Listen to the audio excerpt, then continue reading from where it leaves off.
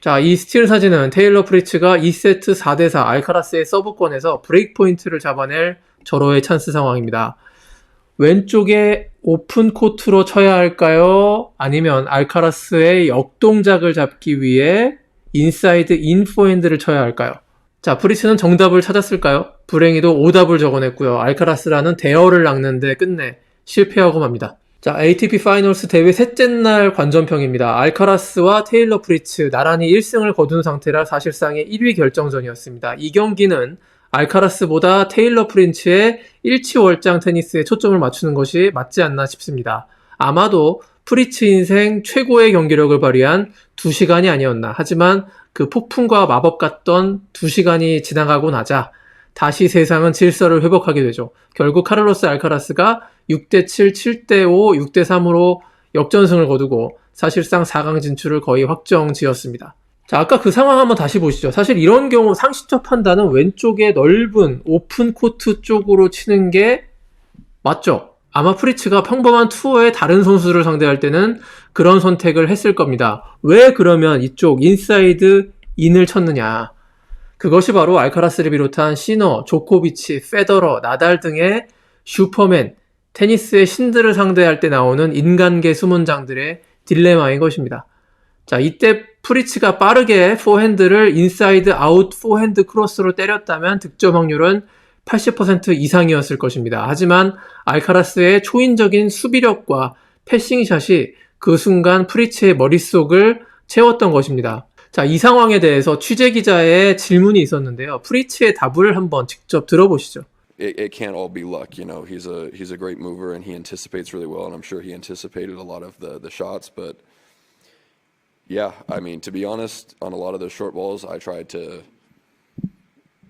mix it up. Sometimes I hit what I thought was the more obvious shot. Sometimes I hit what I thought was the less obvious shot for him, and he seemed to be there every time. It's, again, one of the very frustrating parts of the match.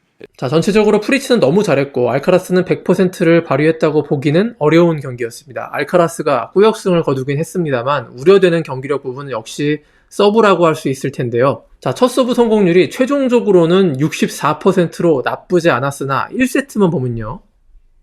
자, 1세트 58%의 저조한 성공률을 보이면서 고전할 수밖에 없었습니다. 인도어 하드코트는 윈블던 이상으로 서브가 중요한 코트입니다.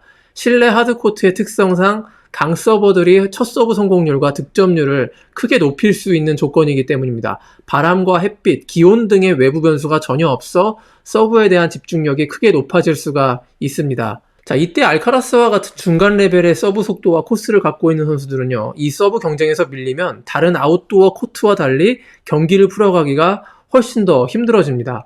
알카라스가 ATP 파이널스에서 과거에 알렉산더 즈베레프를 2번 만나서 모두 진 이유가 바로 이 서브 콘테스트에서 확연하게 밀렸기 때문입니다. 자, 따라서 알카라스가 4강 혹은 결승전에서 만날 수 있는 즈베레프, 야닉 시너와 같은 서브 안정성이 더 높은 선수들과 맞서기 위해서는 무엇보다 자신의 첫 서브 확률을 더 높일 필요가 있습니다. 특히 시너와의 맞대결에서 승산을 갖기 위해서는 반드시 필요한 조건이죠.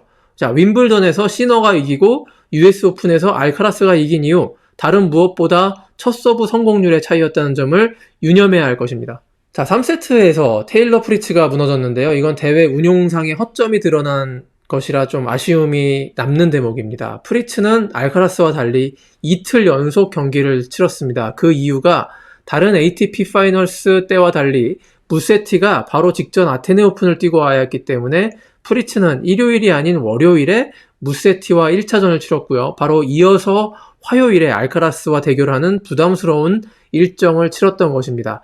프리츠는 3세트부터 무릎 통증 때문에 1, 2세트처럼 무릎을 굽혀서 서브를 넣을 수가 없었다고 기자회견에서 털어놨습니다.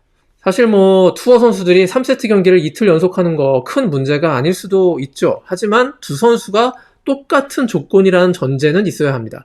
자, 아무튼 1조인 지미 코너스 조는 알카라스의 2연승으로 조 1위가 유력한 상황이고 마지막 날 로렌초 무세티와 대결해서 승리하면 1위로 4강 진출은 물론이고 대망의 연말 랭킹 1위를 확정하게 됩니다. 무세티가 같은 이탈리아 동료인 야닉 시너의 랭킹 1위 등극을 위해서 최선을 다할 것이고요. 이탈리아 관중들의 열띤 응원이 펼쳐질 것이기 때문에 라운드 로빈 마지막 경기도 흥미로울 것 같습니다. 자, 그럼 오늘 관전평은 이만 줄이겠습니다.